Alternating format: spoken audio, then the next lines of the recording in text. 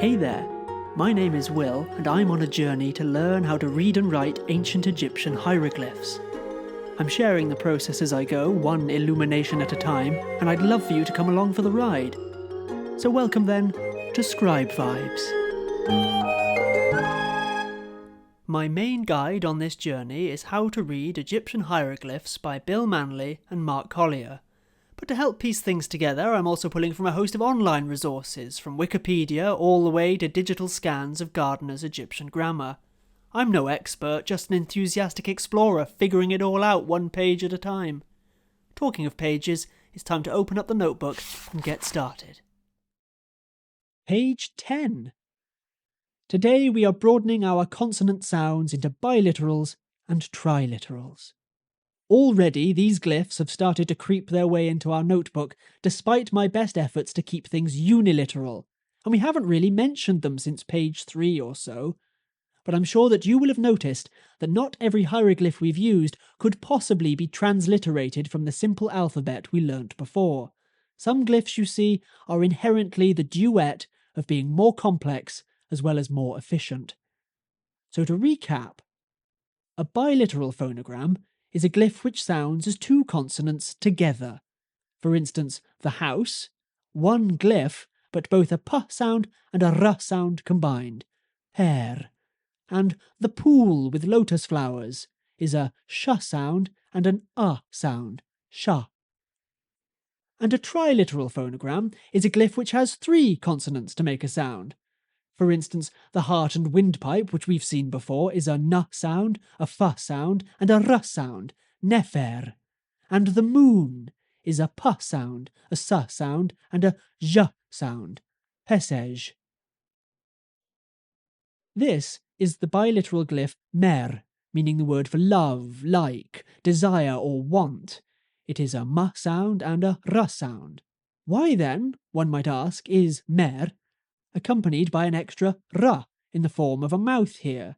Is it actually mer? In truth, the extra r is just there as a reminder. With so many signs and symbols, the mouth is there to jog the memory about how the word might be pronounced, and is not actually pronounced separately itself. Think of the English word, segue, and how we might reasonably spell it with way to keep a reader's tongue on track.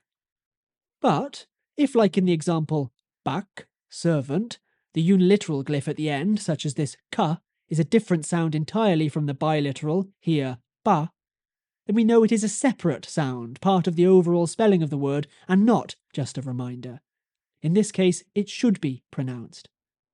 We can see this in action a little more with some triliterals, where such phonetic complements are common. This is weser, and it means strong or powerful. But if we were to write out strong or powerful, we would write weser sa ra, adding the extra sa and extra ra to make sure that we are indeed saying the right word, or at least saying the word correctly. The same goes for nefer, which we have seen before. It means perfect or good, and we might choose to write it as nefer, fa ra, adding the extra fa and ra to hammer home the point. One of my favourite glyphs is cheper, become. It is this scarab, and to make sure that we hit the r sound and to be clear that we don't just mean a beetle, we give it the r mouth. And I just think that this looks quite humorous and narrative. Become the tasty beetle. So those are biliteral and triliteral glyphs with their uniliteral complements. And at this point, already on page 10, we are really starting to combine all the different kinds of glyph to build up a language. We have our ideograms and their markers, three kinds of phonogram and phonogram helpers, determinatives, and a slew of strokes, dashes, and glyphs for plurals, genders, and prepositions. These really are the foundations of hieroglyphic script, and that means it's a wrap for today's lesson. Next up, now we have a good grasp of the basics, we're going to have some less technical fun and have a look at pharaohs and gods and get familiar at recognising their names and titles. Remember that we're constructing this notebook to help enrich our next trip to the museum. But for now, thank you for joining me once again. If you had fun or learned something new, then please give this video a like.